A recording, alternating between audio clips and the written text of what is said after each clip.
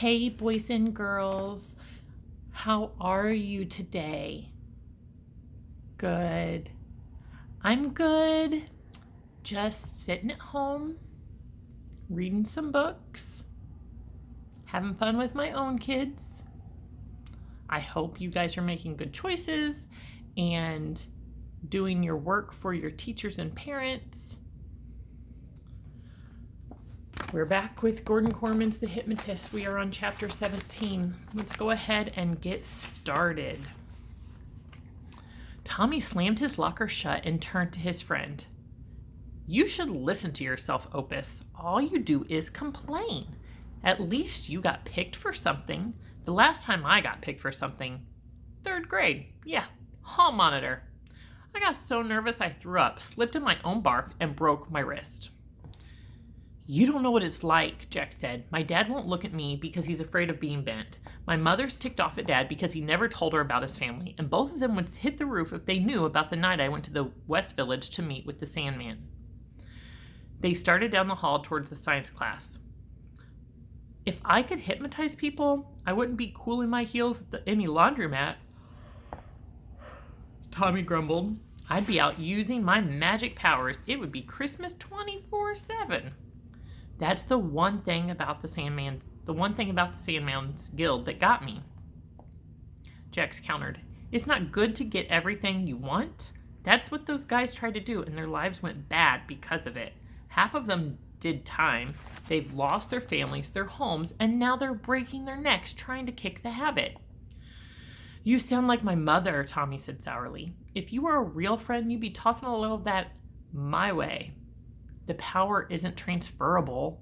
You could get Mrs. Baker to find a few extra points in that math test, Tommy wheedled. Maybe bump me up to a C-. That's exactly the kind of thing that lands you in the Sandman's Guild, Jax warned. What about Carol Ann Darby? Tommy persisted. What about her? You could hypnotize her to think I'm hot and cool. And not that just in the temperature sense. I mean, never. Jax exclaimed. Even the Sandman wouldn't stoop that low. It was a lesson number 1 in the hypnoethics class.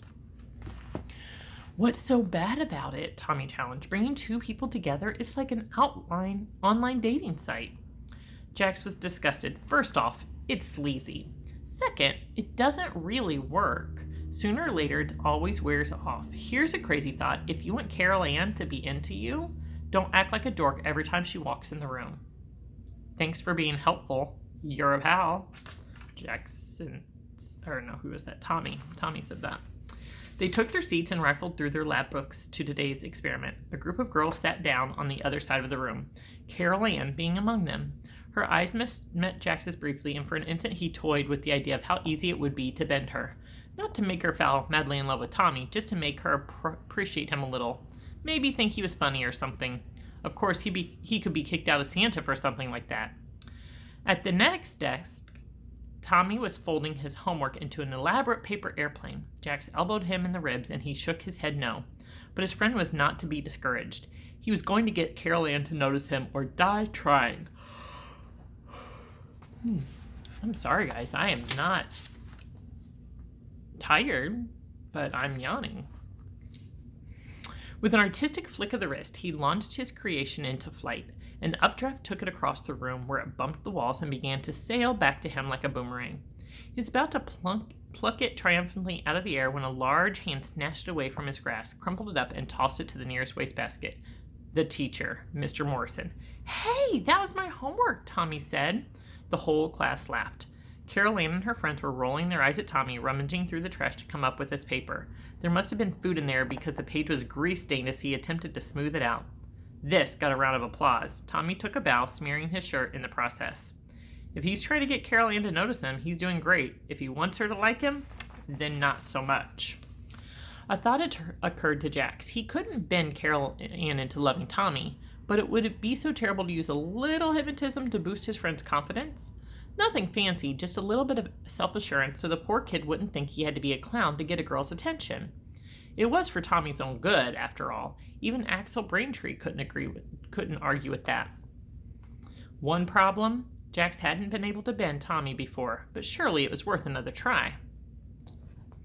Tommy was in his seat again, dabbing at the ketchup stain with a wadded-up Kleenex. Jax gave him the stare with both barrels. He Sorry, I'm reading ahead while I'm reading out loud. He pushed his gaze to full power. Thanks to his Santa training, his mesmeric skills were so focused that he could usually rouse a pip image in a matter of seconds. But to Tommy, the vivid blues and purples of the hypnotist's eyes were bland shades of gray. Remember, Tommy is colorblind. He cannot see the color of Jax's eyes, which is part of the reason he's able to hypnotize people. He misinterpreted the stare as disapproval for the paper airplane incident and fired back with a "it wasn't all my fault" shrug. Jax soldiered on. "You're a cool and happening guy," he said in a low voice.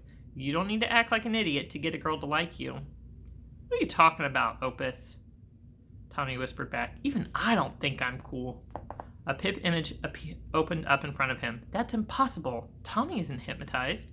Remembering the incident with the lunch lady, he looked around the lab to see if anyone had ended up in the line of fire by mistake.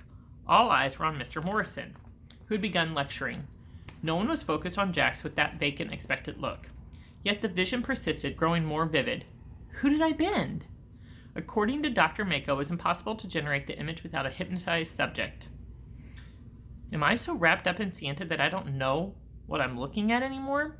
The picture began to come into focus. It was Jax in extreme close-up, already illogical, since the subject would have to be sitting in his lap for a point-blank view. Yet those were his eyes, his forehead, the bridge of his nose.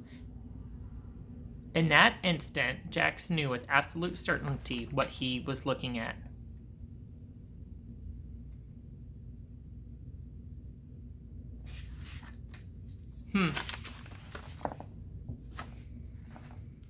What do you think he's looking at?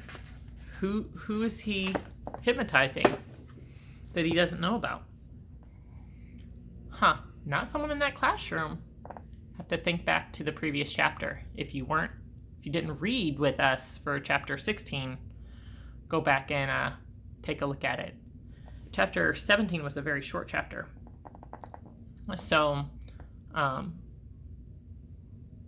didn't take very long to read it today. All right, boys and girls, I hope you are enjoying the story. I hope that you are having a nice time at home and being safe, and that you are staying in contact with your teachers and everybody at Rooney that you can. Excuse me. Before you know it, summer will be over and we'll be back at school again. Bye, guys. Miss you.